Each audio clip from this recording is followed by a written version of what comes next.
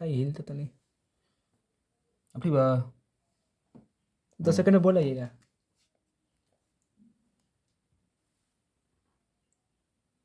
Hello students, engineers class में आप लोगों का स्वागत है। देखते हैं यहाँ पे हम देखेंगे क्लास 12 केमिस्ट्री का सैंपल पेपर। यहाँ से कुछ इंपॉर्टेंट क्वेश्चन होंगे जो आपसे और यहाँ से क्या होना, जितने सारे बताने वाले हैं यहाँ पे 100% क्या होगा यहाँ से आने वाले हैं। ये जो बनेंगे आपका लॉन्ग वाले में बनेंगे या फिर उससे कम वाले में, कि यहाँ पे 4, 5, 6 और 7 नंबर यही क्वेश्चन बनेंगे। यहाँ पे साफ देख पा रहे हैं आप, यहाँ पे साफ लिखा हुआ है कि यहाँ से जो आपको आने वाला जो बोर्ड एग्जाम में आएगा यहाँ से 40 अंक देकर जाएगा आपको। और ये जो आपका जो केमिस्ट्री का क्लास 12 की जो पेपर होने वाले हैं यहाँ से साफ साफ क्लियर कितने को होगी, तो ये आपका 11 अप्रैल को होने वाला है। ध्यान रखेंगे यहाँ से कि इस क्वेश्चन से बाहर कुछ भी नहीं आने वाला है। देख रहे हैं यहाँ पे साफ लिखा हुआ है कि इससे बाहर कुछ भी नहीं आने वाला है। तो यहाँ से हम शुरू करेंगे तो देखेंगे इसमें पहला क्वेश्चन देखेंगे। तो बिना देरी किए बस पहला क्वेश्चन देख लेते हैं। बस इस वीडियो में आखिर तक बने रहेंगे। यहाँ से मोस्ट इंपॉर्टेंट क्वेश्चन आने वाले हैं जो 100% श्योर रही है कि यहाँ से कि 100% आपके इस बार 2022 के बोर्ड एग्जाम में क्लास 12 के लिए केमिस्ट्री सब्जेक्ट से 100% आने वाले हैं। तो देखते हैं यहाँ पे पहला क्वेश्चन कर रहा है कि प्रथम कोटि, देखेंगे यहाँ पे तो कह रहा है प्रथम कोटि की अभिक्रिया से क्या समझते हैं। और आगे कह रहा है कि प्रथम कोटि की अभिक्रिया का वेग स्थिरांक का व्यंजक ज्ञात कीजिए। मतलब यहाँ पे बताना है प्रथम कोटि की अभिक्रिया क्या है और प्रथम कोटि की अभिक्रिया का जो वेग स्थिरांक है इसका व्यंजक का है। आगे देखते हैं जो सेकेंड इंपॉर्टेंट जो क्वेश्चन आ रही है, तो इसमें देखेंगे यहाँ पे बहुत इंपॉर्टेंट है। यहाँ पिछले साल कई बार पूछा हुआ क्वेश्चन है कि वैद्युत रासायनिक, यहाँ देखेंगे यहाँ पे साफ लिखा है वैद्युत रासायनिक श्रेणी। वैद्युत रासायनिक श्रेणी क्या किसे कहते हैं, मोस्ट इंपॉर्टेंट क्वेश्चन यहाँ से। इसके प्रमुख लक्षण बताना है और इसके साथ साथ क्या करना है, इसका उपयोग बताना है। यानी कि जो वैद्युत रासायनिक श्रेणी है इसे किसे कहते हैं और इसके प्रमुख लक्षण और उपयोग बताइए।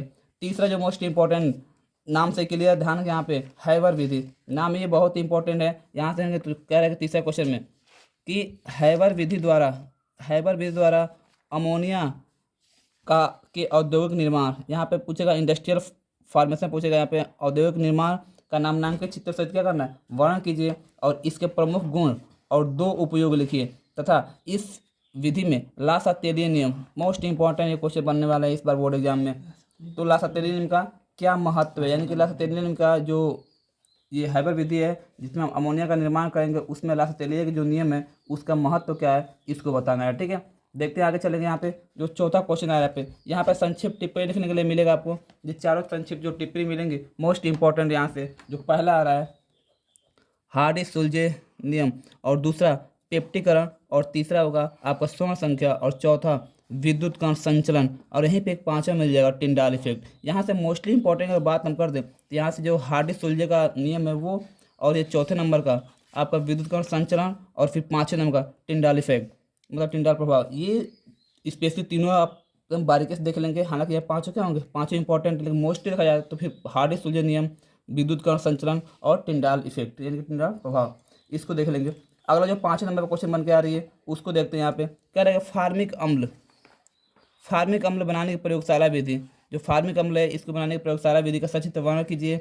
और आगे कह रहे हैं कि इसका फेलिंग विलयन, ध्यान रखें यहाँ पे इसका फेलिंग विलयन के साथ अभिक्रिया का रासायनिक समीकरण लिखिए और इससे संबंधित जो भी अभिक्रिया आ रहे हैं उसका समीकरण भी देना है आपको। ठीक है, तो यहाँ ध्यान रखेंगे यहाँ पे ये 5वें number question most important question है। आगे चलेंगे यहाँ पे जो जो 6ठे नंबर के आ रही है, तो कह रहे उस रासायनिक समीकरण का उल्लेख कीजिए। आपको यहाँ पे एक रासायनिक समीकरण लिखना है जिससे ज्ञात होता है कि ग्लूकोस है इसके 5 हाइड्रॉक्सिल समूह उपस्थित होते हैं। यानी कि बताना है ग्लूकोज में 5 हाइड्रॉक्सिल समूह उपस्थित होते हैं और इसके लिए बस आपको क्या करना है, तो इसके लिए बस आपको रासायनिक समीकरण लिख देना है। ठीक है, आगे चलेंगे जो 7वें नंबर क्वेश्चन आ रहा है यहाँ से, तो कह रहा है कि मोस्ट इंपॉर्टेंट यहाँ से क्लोरोबेंजीन ये अक्सर पूछा हुआ क्वेश्चन है।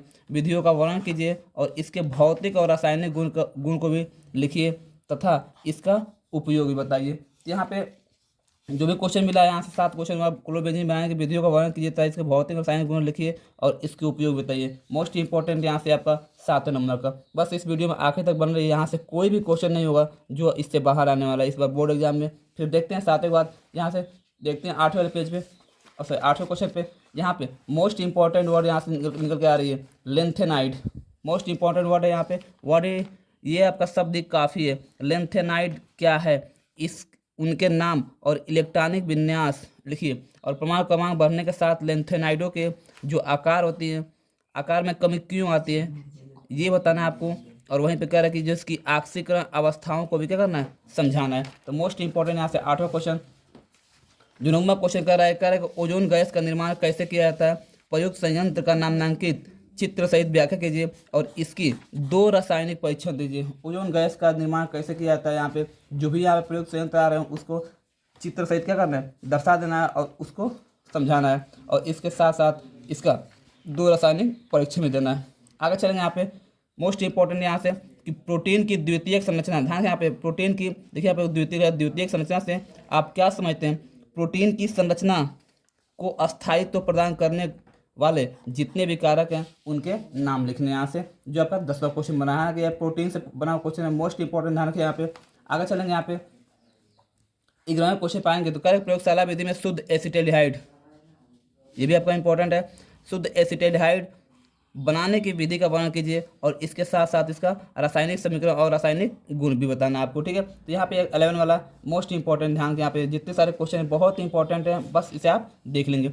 आगे चलेंगे यहाँ पे 12वें क्वेश्चन में करेंगे एथिल एमीन बनाने की रासायनिक समीकरण दीजिए। केवल आपको क्या करना है, एथिल एमीन बनाने की रासायनिक समीकरण देना है और इसके साथ साथ जो भी नीचे दिए गए हैं इसके रासायनिक अभिक्रियाओं के साथ क्या करना है, इसका समीकरण बताना है, जिसमें पहला कार्य क्लोरोफॉर्म, दूसरा एल्कोहलिक KOH और सेकेंड में कर रहा है नाइट्रस अम्ल। तो यहाँ पे एथिल एमीन बनाने के रासायनिक समीकरण बस लिखना है और इसके साथ साथ जो क्लोरोफॉर्म है, एल्कोहलिक KOH है और नाइट्रस अम्ल है, इसके साथ बस समीकरण लिखना है। तो ध्यान रखेंगे यहाँ पे मोस्ट इंपॉर्टेंट यहाँ पे ये भी क्वेश्चन है। आगे चलेंगे 13वें वाले क्वेश्चन में तो करे प्रयोगशाला में फार्मेल्डिहाइड बनाने की, फार्मेल्डिहाइड मोस्ट इंपॉर्टेंट नाम यहाँ पे निकल कर फार्मेल्डिहाइड, ये कई साल पूछा हुआ क्वेश्चन है। बनाने की विधि का सचित्र वर्णन कीजिए और इसकी सांद्र NaOH के घोल के साथ और अमोनिया के साथ होने वाली जितनी सारी अभिक्रियाएं हैं उसको समीकरण सहित लिखिए। देखते हैं यहाँ पे 14वें क्वेश्चन में देखेंगे यहाँ पे तो देख रहे हैं इतिहासकार डिकन विधि, ध्यान रखें यहाँ पे जो डिकन विधि है, यहाँ मात्र हम 20 ही क्वेश्चन लेकर आए हुए हैं और 20 क्वेश्चन क्या काफ़ी इंपॉर्टेंट होंगे जो आपको 40 समय से क्लियर करके देखे जाएंगे।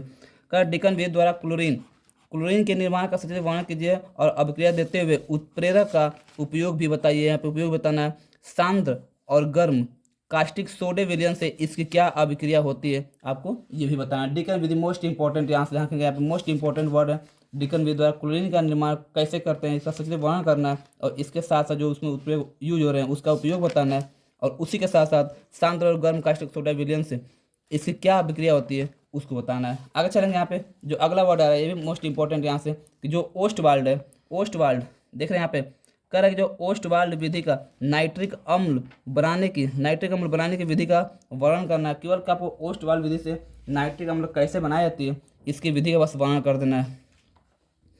आगे जाना 16 वाले पे 16 में यहाँ पे निम्न पर संक्षिप्त टिप्पणी लिखे, मोस्ट इंपॉर्टेंट है। यहाँ से जितने नाम आ रहे हैं 6 नाम मिलेंगे आपको, यहाँ पे 6 नाम क्या काफ़ी इंपॉर्टेंट है।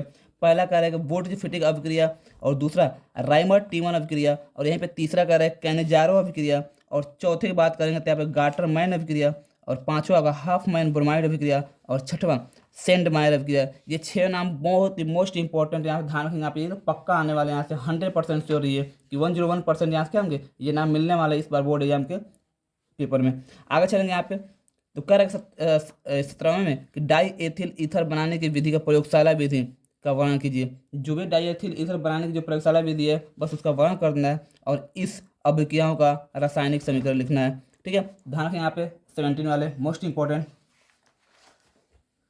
आगे चलेंगे यहाँ पे तो कह रहा है कि फिनाल बनाने की मोस्ट इंपॉर्टेंट, यहाँ पे फिनाल बनाने की 2 विधियों का वर्णन करना है। हो सकता है किसी एक विधि का पूछ दे लेकिन हम यहाँ पे दोनों विधि दे दिए हैं कि फिनाल बनाने की 2 विधियों का वर्णन कीजिए और ये निम्न के साथ कैसे अभिक्रिया करता है, यानी कि फिनाल का क्या करना है अभिक्रिया दिखाना है उसको समीकरण के साथ, यहाँ पे सांद्र HNO3 के साथ, फिर ब्रोमीन जल के साथ और जिंक के साथ, इन तीनों के साथ क्या करना है उसका समीकरण दिखाना है कि अभिक्रिया कैसे कर रही है।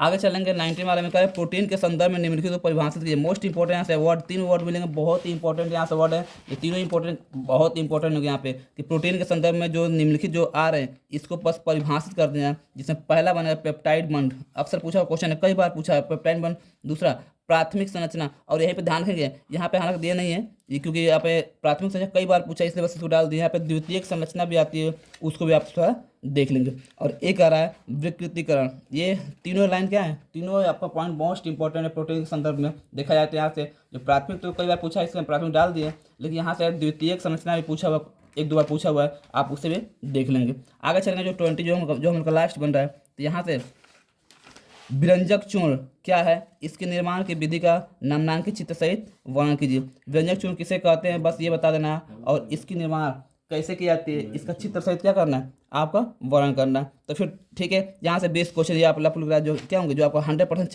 चॉइस समझ देकर जाएंगे। यहाँ से best of luck towards me कि आप लोग का ये जो 2022 का एग्जाम जो होने वाला है केमिस्ट्री 12th का, वो आपका बहुत ही अच्छा जाए, हम यही उम्मीद करते हैं। बस हमारे इस वीडियो में जितने सारे क्वेश्चन बताएं हैं, इसे आप देख लेंगे और हमारे इस चैनल को थोड़ा सा लाइक कर देंगे, सब्सक्राइब कर लेंगे और अधिक से अधिक शेयर कर लेंगे, ताकि दूसरों के पास मिल जाए। और जो भी दिक्कत आ रही है कमेंट बॉक्स में अपनी जो भी परेशानी होगी उसे छोड़ देंगे। तो थैंक यू, बहुत ही कम समय में बहुत ज़्यादा कुछ बता दिया आप लोगों को। बस इसमें करना क्या है, बस ये सारे जितने सारे क्वेश्चन दिखे हैं, इसी क्वेश्चन बस आपको देख के जाना है। यहाँ से 40 अंक मिल जाएंगे।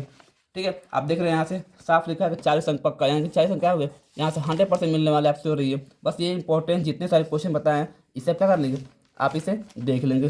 ठीक है, तो फिर आज के लिए इस वीडियो में बस इतना ही। मिलते हैं बहुत जल्द एक सिंपल पेपर के साथ, जो कि आपके क्या होगा, आप क्लास 12th के लिए वो भी होगा, और क्लास 12th की जो केमिस्ट्री पेपर बनेंगे उसका एक सैम्पल पेपर दे रहे हैं, आप उसमें देख लेंगे। उस सैम्पल पेपर के अकॉर्डिंग क्या होंगे, आपको क्वेश्चन बनने वाले हैं। हालांकि ये जो इंपॉर्टेंट क्वेश्चन बन रहे हैं वो क्या होंगे, वहीं पर मिल जाएंगे। तो फिर थैंक यू, आज के लिए इस वीडियो में बस इतना है।